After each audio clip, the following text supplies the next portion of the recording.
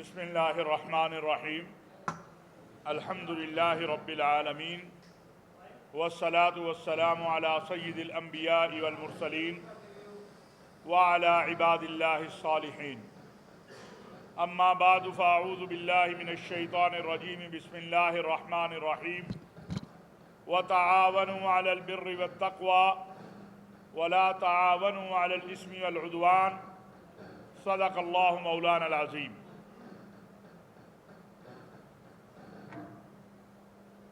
सबसे पहले मैं आप तमाम दोस्तों का शुक्रिया अदा करता हूं कि आप हमारी दावत पर आज यहाँ तशरीफ़ लाए। दो तीन ऐसे मौजू हैं जिनके ऊपर बात करना हम ज़रूरी ख्याल करते थे। सबसे पहले तो मैं ये बात समझता हूँ कि इस वक्त अक़वाम मुत्तहिदा में जो वज़ीर आज़म पाकिस्तान मियाँ मोहम्मद शहबाज शरीफ साहब ने गुज़श्ता रात फ़लस्तीन कश्मीर की सूरत हाल पर ख़िताब किया है, वो ना सिर्फ पाकिस्तानी कौम बल्कि पूरे आलम इस्लाम की, आलम अरब की और दुनिया के हर अमन पसंद की तर्जुमानी है। बिलाशुबा पाकिस्तान और मुमलिकत सऊदी अरब दो ऐसे मुल्क हैं जिनके किसी भी सतह पर इसराइल से कोई ताल्लुकात नहीं हैं और गुज़श्ता रात जिस तरह वज़ीर आज़म पाकिस्तान ने इसराइली बर्बरियत और जारहियत की मज़म्मत की, फ़लस्तीनियों की तर्जुमानी की,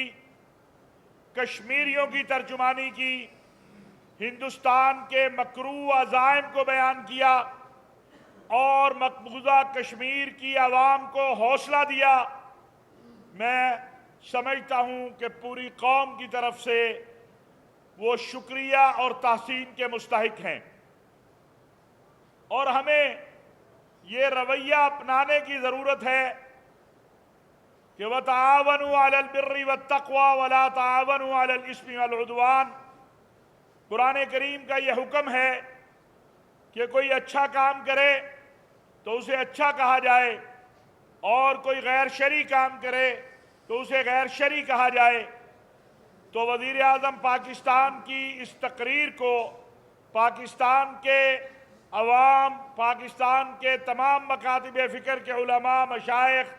पाकिस्तान उलमा कौंसल और उसकी हलीफ जमातें उस पर तहसीन भी करती हैं और शुक्रिया भी अदा करती हैं। इसी हवाले से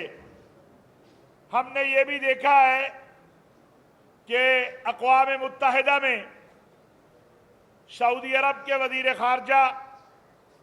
अमीर फैसल बिन फरहान ने फ़लस्तीन के मसले के ऊपर और एक आज़ाद खुद मुख्तार फ़लस्तीनी रियासत के क़याम के लिए